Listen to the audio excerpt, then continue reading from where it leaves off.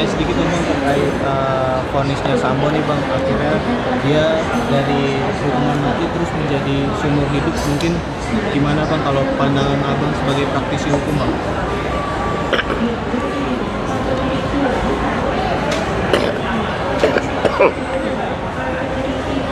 Kondisinya tetap menyebutkan bahwa Sambo terbukti melakukan pembunuhan berencana 340.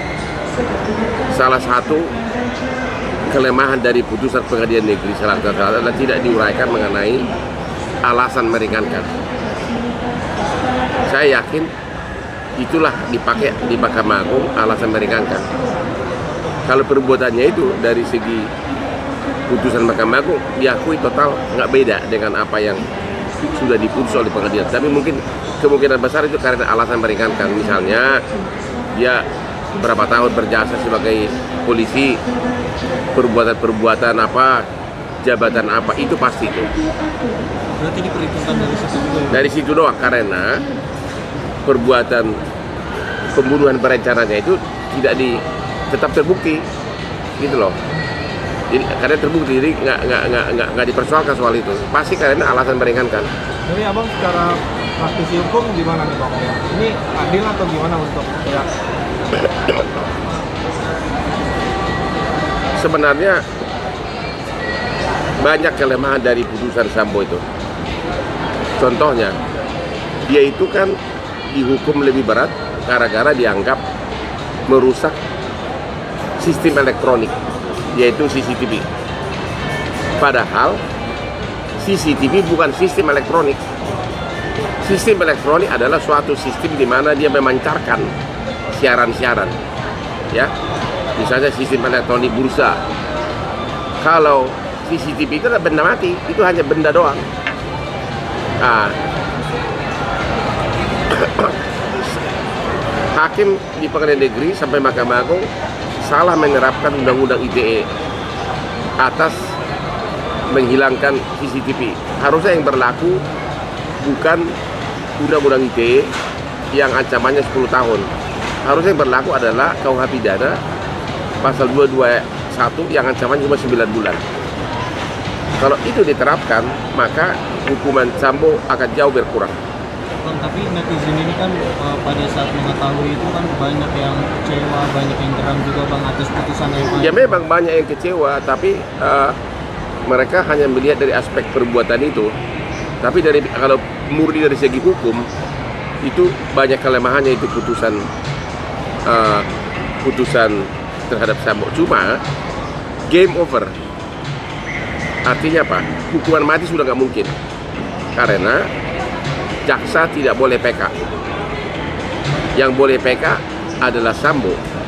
Malah Sambo masih ada kesempatan sekali lagi untuk PK, di mana putusannya bisa dikuatkan putusan seumur hidup atau dikurangi. Untuk naik sudah nggak bisa. Untuk naik berarti kalau misalnya dia turun. Kalau Sambo naik, kalau Sambo PK, putusan PK tidak boleh melebihi putusan kasasi. Itu di undang-undang itu, pasal 266. Artinya undang-undang KUH yang baru ini gimana? Itu nanti, itu lain lagi. Di pasal yang sekarang, pasal 266, yang berhak mengajukan PK itu hanya terdakwa atau keluarganya. Artinya jaksa tidak berhak PK. Jadi, jaksa sudah tidak bisa minta lagi agar putusan kasasi diajukan PK agar kembali ke hukuman mati. Yang berhak PK hanya Sambo. Sambo nggak mungkin dong minta hukuman mati kan? Berarti dia pasti minta lebih rendah. Jadi Sambo masih ada kemungkinan turun kalau dia memenangkan PK. Tapi untuk hukuman mati sudah tertutup, sudah nggak mungkin, sudah selesai. Tapi ini kan hukumannya sudah seumur hidup Pak. Iya, seumur hidup bisa berkurang menjadi entah 20 tahun atau tidak, itu bisa. Oh bisa. Masih bisa Dengan PK ya bang? PK. Kan kalau PK kan anything possible. Cuma di undang-undang disebutkan PK yang diajukan oleh terdakwa tidak boleh putusan PK melebihi putusan kasasi.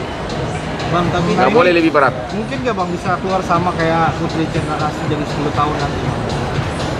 Sudah bilang putusan PK tidak boleh melebihi, tapi mengurangi boleh. Ya kita nggak tahu.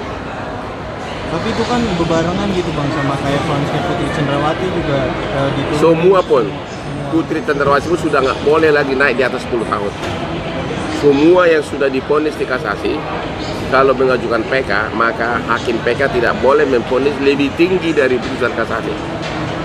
Ngerti nggak? Mungkin sebenarnya alasannya konkret. Ya kita nggak tahu alasannya, orang putusannya belum keluar salinannya. Tapi 50-50 kah untuk PK atau gimana nih bang?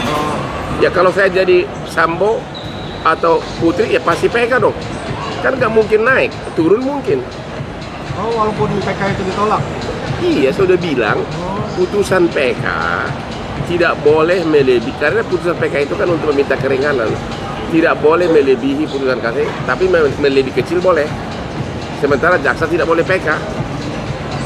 Gitu loh. Jadi kemungkinannya hanya dua, dan tetap hukuman seumur hidup atau berkurang menjadi hitungan tahun. Jadi jika peraturan KUHP yang baru berlaku bisa lebih berkurang dong. Itu lain lagi. Itu lain, itu nggak ada kaitan, nggak ada kaitan. Ada kaitannya ya. Nanti kalau dia dihukum seumur hidup dengan KUH pidana yang baru berlaku, dia bisa minta keringanan kalau sudah berkelakuan baik, kalau nggak salah 15 tahun. Itu beda lagi aturannya. Bang, mungkin kesimpulannya nih buat Ya. kasusnya Sambo dari seorang Hotman Paris itu mungkin seperti apa? Ya, kalau dari segi hukum, memang hukuman mati dan seumur hidup berat, karena salah penerapan juga Undang-Undang ITE mengenai menghilangkan barang bukti.